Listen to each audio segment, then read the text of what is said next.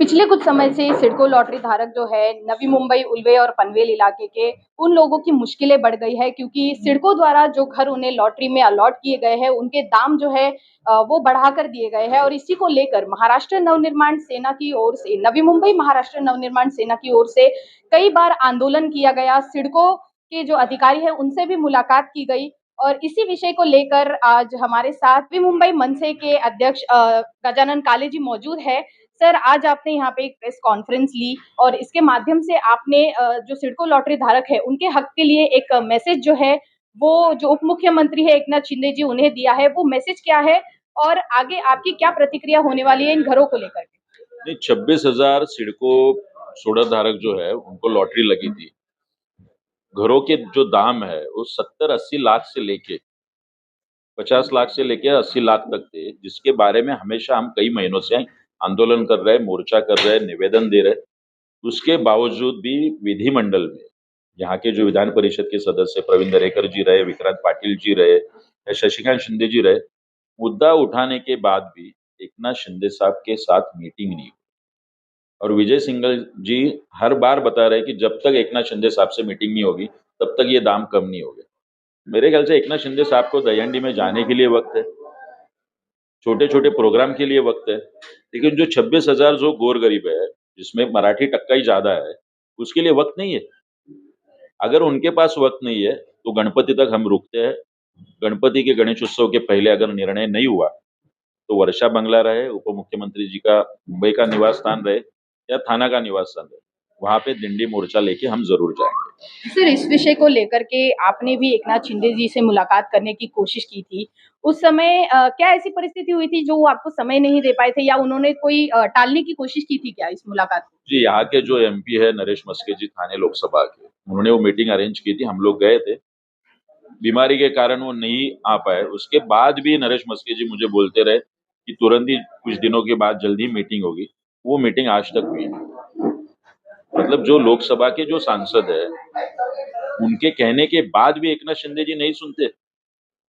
विधिमंडल में उदय सामंत जी एकनाथ शिंदे जी की तरफ से बात करते हैं कि नहीं नहीं ये गलत है, माढ़ा में जैसे 20-30% दाम कम हुए उसी प्रकार से हम सिडको के घरों के दाम भी कम करेंगे, लेकिन वो नहीं हो पा रहा है। और आगे आने वाली लॉटरी के लिए भी हम लोग घर के दाम कम करेंगे ये घोषणा की जाती है, लेकिन जो 26,000 लोग जो है जो अभी भी प्रतीक्षा में है उनके भी दाम कम होने चाहिए और उसके बाद आप ये लॉटरी निकालिए। लोगों के घर कैंसिल हो रहे हैं, अलॉटमेंट लेटर लोगों को आ रहे हैं, तो इसके मेरे ख्याल से अगर लोग घर सरेंडर कर रहे हैं तो उनको आप लॉटरी में लेने वाले हो या नहीं लेने वाले हो। ये दाम कम हो, आगे आने वाले कुछ दिनों में महाराष्ट्र नवनिर्माण सेना इसमें भूमिका ले। सर, यहाँ के जो स्थानीय विधायक है उनकी तरफ से कोई प्रतिक्रिया आ नहीं रही है। नागरिक जो है उन्हें महाराष्ट्र नवनिर्माण सेना के पास आकर के अपनी गुहार लगानी पड़ रही है। तो कहीं न कहीं नागरिकों के द्वारा चुने गए जो भी मंत्री है कहीं न कहीं नागरिकों ने एक बहुत बड़ी गलती कर दी है इसको लेकर के। ये देखिए जनता दरबार तो हो रहा है, लेकिन मुझे ये जनता दरबार में ये सभी सिडको सोडतदार है कम से कम 4-5-10 बार गए। यहाँ के जो मंत्री महोदय है जो काफी सीनियर बड़े नेता है गणेश नाइक साहब, क्यों नहीं इसके ऊपर प्रक्रिया हो रही है। आप हर हफ्ते कैबिनेट के मीटिंग में मुख्यमंत्री जी के बाजू में बैठते हैं, क्यों निर्णय नहीं हो रहा है। बेलापुर विधानसभा के जो आमदार है उन्हें तो वक्त नहीं है, वो शायद वो कुछ लोग आचार विचार इसके कुछ वीडियोस मैंने देखे बीच में मटन इसके, तो वो शायद उसमें बिजी है। लेकिन जो मंत्री महोदय जिनसे अपेक्षा है गणेश नाइक साहब से, ये इसके ऊपर जल्द से जल्द वो निर्णय करे। अगर नहीं तो रास्ते पे आप भी आइए ना हमारे साथ। गणेश नाइक साहब का एक दबदबा रहा है काफी दिनों पहले, तो मेरे ख्याल से वो भी सिडको सोडतदार के लिए जैसे शशिकांत शिंदे जी रास्ते पे आए, उन्होंने भी आंदोलन किया है, उनका स्वागत करते हैं हम लोग। तो मेरे ख्याल से गणेश नाइक साहब भी अगर हम लोग मोर्चा निकालते हैं मुख्यमंत्री और उप मुख्यमंत्री जी के यहाँ पे, तो ये दोनों विधायक और मंत्री महोदय इन्हें न्योता है हमारी तरफ से। सर, राज ठाकरे जी ने अभी हाल ही में सीएम से मुलाकात की थी देवेंद्र फडणवीस जी से। तो यदि आगे ऐसी कोई मुलाकात होती है तो क्या आप राज ठाकरे जी से इस मुद्दे पर बात करके सीएम तक ये बात पहुंचाने की कोशिश करेंगे? जी, ये मुद्दा ऑलरेडी सीएम साहब के पास पहुंच गया है। मैंने अभी भी ये प्रेस कॉन्फ्रेंस में दिखा है कि प्रवीण दरेकर जी जिनके पास हम लोगों ने ये मुद्दा लिया है, राज ठाकरे साहब को भी हम लोग ये सिडको सोडत धारक जो है सभी मिले हुए हैं।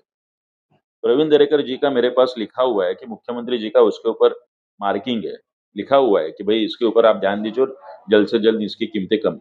मुख्यमंत्री जी बोलने के बाद भी विजय सिंघल जी क्यों अड़े हुए हैं? वो चाहते हैं कि जिस डिपार्टमेंट के मंत्री महोदय एकनाथ शिंदे, मतलब ये शिंदे साहब के कोर्ट में है। जब तक शिंदे साहब इसमें निर्णय नहीं लेंगे तब तक ये जो तीनों का जो मिली-जुली सरकार है, उसका निर्णय नहीं हो रहा है। तो मेरे ख्याल से अगर अड़ा हुआ जब शिंदे साहब के यहाँ तक है मुद्दा, तो शिंदे साहब ही इसके ऊपर जल्द से जल्द निर्णय लें। मेरा आखिरी सवाल होगा, आप जो नागरिक है, जो सिडको लॉटरी धारक है, जिनके लिए आप लड़ाई कर रहे हैं, उन्हें क्या अपनी ओर से मैसेज देना चाहेंगे इस मोर्चे को भव्य बनाने के लिए? नहीं, हम लोग गणपति तक तो रुकने वाले हैं। आज भी मेरे सामने अभी प्रेस कॉन्फ्रेंस में काफ़ी प्रतिनिधि सिडको सोड़तदार के। जल्द से जल्द मीटिंग होगी। मैं उनका ही आह्वान है कि हम हमें मोर्चा चाहिए। क्योंकि अभी घर सरेंडर हो रहे हैं, घर कैंसल हो रहे हैं। अगर ये नहीं हुआ है, तो जैसे गणपति बाप्पा की आरती होती है, तो शिंदे साहब के यहाँ भी हम लोग जाएंगे। धन्यवाद।